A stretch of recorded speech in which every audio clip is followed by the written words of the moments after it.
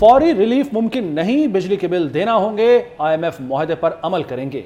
निगरान वज़ीर आज़म का वाज़े पैगाम। अनवारुल हक काकड़ का कहना है कि IMF से राब्तों में मुख्तलिफ ऑप्शन ज़ेरे गौर हैं, बिजली बिलों में रिलीफ पर 3 दिन में कोई बात कर सकेंगे। सहाफ़ियों से मुलाकात में निगरान वज़ीर आज़म ने कहा कि बिजली के बिलों के मसले को बढ़ा चढ़ाकर पेश किया जा रहा है। फ़ौज 1 यूनिट मुफ्त बिजली इस्तेमाल नहीं करती, सिर्फ वापडा मुलाजमीन को मुफ्त बिजली फराहम की जा रही है। बिजली बहरान की बड़ी वजह लाइन लॉसेस, चोरी और IPPs मुआहदे हैं। हमने एक एहतजाज एजिटेशन बिजली के बिलों के हवाले से देखा और उस एहतजाज के इर्द गिर्द ज़ाहिर है एक जो सिविल सोसाइटी कंसर्न है, जो मीडिया कंसर्न है, जो मुख्तलिफ शुबाह ज़िंदगी के साथ ताल्लुक़ रखने वाले लोगों का कंसर्न है, वो बड़ा ओवरवेलमिंग रिस्पॉन्स। हमने IPPs के साथ कॉन्ट्रैक्ट किया। जो रिकवरी का हमारा प्रोसेस है, बिल्स की रिकवरी का प्रोसेस है, उसको इतना ज़्यादा इनएफिशिएंट, एक तो पैदावार का निज़ाम है, फिर ट्रांसमिशन का निज़ाम है, फिर उसको रिकवरी करने का निज़ाम है, ये तीनों फ्लॉड है।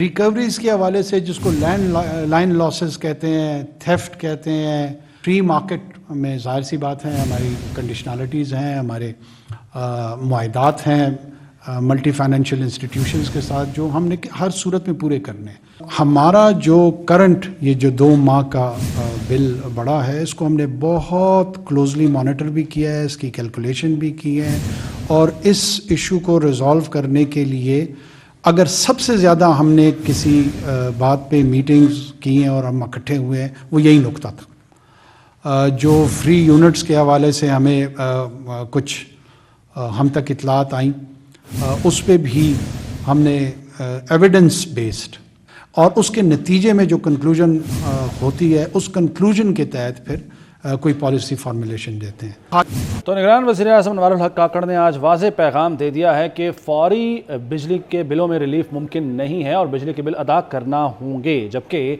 साथ ही साथ उन्होंने ये भी बताया कि IMF से राब्ते कर रहे हैं, मुख्तलिफ ऑप्शन ज़ेरे गौर हैं और 3 दिन में ही कोई बात कर सकेंगे इस पर कि बिजली बिलों में रिलीफ अगर दिया जाएगा तो किस तरीके से दिया जाएगा, कितना दिया जाएगा। तो इसी पर बात करते हैं। हमारे साथ सीनियर माशी तजज़ियाकार खुर्रम शहजाद साहब मौजूद हैं। खुर्रम साहब, शुक्रिया आपके वक्त का। सर, आपकी नज़र में हुकूमत के पास कितनी गुंजाइश है रिलीफ देने की? देखिए, मुझे लगता है कि रिलीफ जो स्टेट गवर्नमेंट है वो शायद इस कदर नहीं कर सकती है कि बिलों को टेपर कर दे थोड़ा, और ये जो है रिक्वेस्ट करे जो पावर बनाने वाली कंपनियां हैं कि जो बिल्स हैं वो थोड़े से डेफर हो जाएं, 1 महीना 2 महीना या 3-4 महीने के इंस्टॉलमेंट में जो है लोग पे करते हैं। लेकिन इसके अलावा मुझे लगता नहीं कि बहुत कुछ कर पाएगी गवर्नमेंट, क्योंकि एक तो ये कि IMF प्रोग्राम में जो हमारी कमिटमेंट हैं उसमें सब्सिडी ना देने की बात है, सब्सिडी कम करने की बात है। लेकिन दूसरी जो साइड है वो ये कि गवर्नमेंट जो भी रेलेवेंट मिनिस्ट्रीज हैं, रेगुलेटर्स हैं, उनका काम ये है कि जो लॉसेस हैं उनको कम किया जाए, क्योंकि लॉसेस का एक बड़ा हिस्सा जो है बिजली की लागत में आ रहा है। और उसके साथ साथ जो हमने कर्जे लिए हैं, जो पावर प्रोड्यूसर्स हैं, जो पावर बनाते हैं, चाइनीज कंपनी उसमें काफ़ी ज़्यादा हैं, उनके जो कर्जे हैं वो जल्दी रीपे हो रहे हैं, जल्दी वापस नहीं किए जाते हैं। तो जल्दी वापस करने का मतलब ये है कि अगर 25 साल का प्रोजेक्ट है, कोई पावर प्लांट 25 साल की उसकी लाइफ है, तो 10 साल में कर्जे वापस हो रहे हैं। तो ये एक मिसमैच आ जाता है कि आप जो है जल्दी कर्जे वापस करेंगे और इसमें हाई रेट पे करेंगे तो उसका इम्पैक्ट पड़ता है। और उसके साथ साथ डॉलर भी आपको पता है बहुत ऊपर जा रहा है, और इसको भी कोई उसको देख मिला ओपन मार्केट में खास तौर पर। तो स्टेट बैंक का काम है कि उसको भी देखिए कि कौन बाय कर रहा है, क्यों बाय कर रहा है, किस तरह की जरूरत आ रही है, कैपिटल फ्लाइट हो रही है, अगर बाहर लोग पैसे लेके जा रहे हैं तो क्यों लेके जा रहे हैं, कौन लेके जा रहा है, तो इसको भी गवर्न करने की जरूरत है। मेरे ख्याल में 3-4 स्टेप लेने की जरूरत है कि एक तो कैपेसिटी पेमेंट्स जो है कि आप पावर खरीदें, इस्तेमाल करें या ना करें, आपको जो है पावर लेनी है, तो उसमें जो कर्जों की अदायगियाँ हैं वो काफ़ी ज़्यादा हैं। तो कर्जों की अदायगियों का जो अरसा है उसे बढ़ा दिया जाए, तो 10 साल से उठा के उसे 25 साल तक ले जाएगा, तो थोड़ा रिलीफ वहाँ से मिल सकता है। उसके साथ साथ जो चोरियाँ हैं, 520 अरब की चोरियाँ हैं, 520 अरब के लाइन लॉसेस हैं जो अभी हमारी 8-9 जो डिस्ट्रीब्यूशन कंपनी है उन्होंने किया है। और फिर ये भी होता है कि किसी एक जगह का बिल अगर नहीं भरा जाता तो दूसरी रीजन में उसको डाल दिया जाता है, जैसे already bill honest bill clear जो होते हैं उनको डाल दिया जाता है। फिर टैक्सेस का 40% हिस्सा है, टैक्सेस को किस तरह से थोड़ा कम किया जाए, तो हमें ये सब ये जा सकते हैं और इसके साथ साथ डेफर थोड़ा किया जाए बिल को, तो मेरे ख्याल में ये एक शॉर्ट सोल्यूशन हो सकता है जिससे ठीक है खुर्रम साहब, बहुत शुक्रिया आपके वक्त का। मुसलसल बढ़ते डॉलर ने मईशत के कसबल निकाल दिए। इंटरबैंक और ओपन मार्केट में डॉलर रिकॉर्ड पे रिकॉर्ड बनाने लगा। अशिया की कीमतें पहुंच से कहीं दूर चली गईं। बाजार हिस्स का बुनियादी इंडेक्स धड़ाम से ज़मीन पर आ गिरा। सोने की कीमतें आसमान को छूने लगीं। मजीद इस रिपोर्ट में। डॉलर का इंटरबैंक में नया रिकॉर्ड, 1 रुपये 90 पैसे इजाफे से 305 रुपये 54 पैसे की बुलंद तरीन सतह पर पहुंच गया। ओपन मार्केट में डॉलर की कदर में 3.5 रुपये का बड़ा इजाफा देखने में आया और ये डॉलर 323 रुपये की रिकॉर्ड सतह पर फरोख्त होते देखा गया। रुपए की गिरती कदर और शरह सूद में मुमकिन इजाफे की खबरें बाजार हिस्स को ले डूबी। स्टॉक मार्केट में हिस्स की कीमतें ताश के पत्तों की तरह बिखर गयी। अरबों रुपए डूब गए। 100 इंडेक्स में 1242 पॉइंट्स की शदीद मंदी देखी गई और ये 45,000 पॉइंट्स की सतह पर आ गिरा। 3 रोज में स्टॉक मार्केट 2400 से ज्यादा पॉइंट्स गिर चुकी। डॉलर की चिंगारी ने सोने की कीमतों को भी आग लगा दी। 1 तोला सोना 3400 रुपए महंगा होकर 2,39,800 रुपए का हो गया। 10 ग्राम सोना 2,915 रुपए इजाफे से 2,05,590 में फरोख्त होने लगा। तज्जियाकारों ने मुश्किल मौशी हालात में आने वाले दिनों में मजीद महंगाई की खबर दे दी। शुगर माफिया फिर जीत गया, अवाम फिर हार गए। चीनी की कीमत चंद दिनों में आसमान पर पहुंचा दी। मुल्क में चीनी की फी किलो कीमत 171 रुपये तक जा पहुंची। कहीं 175 रुपये, कहीं 180 रुपये फी किलो भी फरोख्त होने लगी। गरीब कहाँ जाए, अब हुकूमत ही बताए। शहरी दुहाई देने लगे। क्या खाएगा अब ये कोई के दिन पर दिन महंगाई। सौदा लेने आए 8-15 दिन बाद फिर से चढ़े हुए होते हैं। महंगाई होती है, हर चीज़ में गुजारा करा जाता है ना, इसमें भी कर लेंगे। क्या करें बताएं आप। कीमत बढ़ी है। असल वजह यह है कि इस साल चीनी हमारे पाकिस्तान में कम थी और कुछ माल बाहर भी चला गया। उसकी वजह से माल की शॉर्टेज होती जा रही है और जो माल है वो उन लोगों के पास है, हम जिन्हें कहते हैं मजबूत हाथ, उन्हें ज़रूरत नहीं पैसे की, तो वो अपनी दाम खोलते हैं मर्जी का डेली होता है।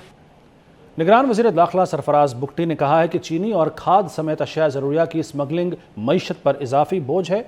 अशिया ज़रूरिया की बैरून मुल्क स्मगलिंग से कीमतों में इजाफा अवामी मुश्किलात को बढ़ा रहा है। निगरान वज़ीर दाखिला स्मगलिंग की रोकथाम के हवाले से इजलास से गुफ्तगू कर रहे थे। उन्होंने कहा कि चीनी और यूरिया से मुताल्लिक वाज़ेह हिकमत अमली बनाने की ज़रूरत है। ज़रूरी अजनास और अशिया ज़रूरिया की स्मगलिंग किसी सूरत बर्दाश्त नहीं। जॉइंट चेक पोस्ट और जॉइंट पेट्रोलिंग का निज़ाम मुकम्मल तौर पर फ़ाल किया जाए। वफाक और सूबे मिलकर स्मगलिंग का सद्देबाब करेंगे। कीमतों में इजाफा ना होने के बावजूद पेट्रोल नायाब है। लाहौर के बेशतर पंप्स पर पेट्रोल की फरोख्त रोक दी गई है। शहरियों को पेट्रोल के हसूल में मुश्किलात का सामना है। सूरत हाल बताएंगे हसनैन औलक। जी बिल्कुल, पेट्रोलियम मसनूआत की कीमतों में एक मरतबा फिर से जो इजाफा है वो शहरियों के ऊपर बम बनकर गिरा है और कहा जा रहा है कि तकरीबन 22 रुपये के करीब जो पेट्रोलियम मसनूआत हैं उनकी कीमतों में इजाफा होगा, जिससे पेट्रोल की नई कीमत है वो 312 के करीब चली जाएगी। अभी से जो पेट्रोल पंप है उनके ऊपर जो पेट्रोल की तरसील है उसको बंद कर दिया गया है और जो शहरी हैं पेट्रोल के हसूल के लिए खवार होने लगे हैं। आवाम कितनी परेशान हो रही है। इतने देखो ना हम कितना रश लगा है, पेट्रोल पंप बंद करके बह गए तो की बन जाएगा। एक तो तेल नहीं पूरा पा के देंगे, दूजा आवाम को तंग कर दे रहे। उन्होंने अभी तो पेट्रोल जो है ना बढ़ा दिए, इन्होंने अभी बढ़ाना है, लेकिन उससे पहले ये पेट्रोल मालिकान जो है ना इन्होंने अपनी इजारादारी हासिल की है। तो ये हर दफ़ा ऐसे करते हैं, अभी नहीं है, हर दफ़ा ये है।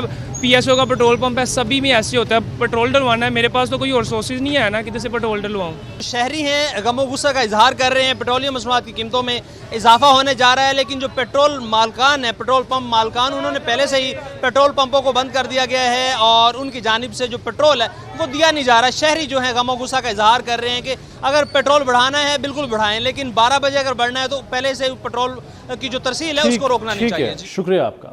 पंजाब में 14 मई को इलेक्शन कराने का फैसला बरकरार। सुप्रीम कोर्ट ने इलेक्शन कमीशन के नजरसानी अपील मुस्तरद कर दी।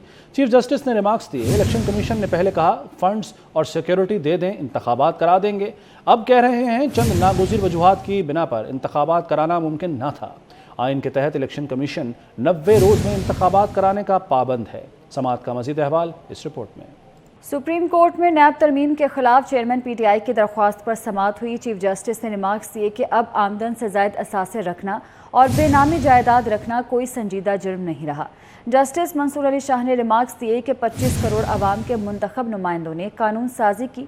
हम 17 गैर मुंतखब लोग सिर्फ आर्टिकल 8 के तहत ही कानून साजी का जायजा ले सकते हैं। वज़ीर आला पंजाब मोहसिन नकवी का बड़ा फैसला। मेगा प्रोजेक्ट के साथ नज़रअंदाज इलाकों की बहाली का उसूली फैसला कर लिया गया। लाहौर के अकबर चौक फ्लाईओवर मंसूबे में कॉलेज रोड की मुकम्मल बहाली का मंसूबा भी शामिल कर लिया गया है। 63 करोड़ रुपए के फंड से 5.7 किलोमीटर रोड की तामीर व बहाली होगी।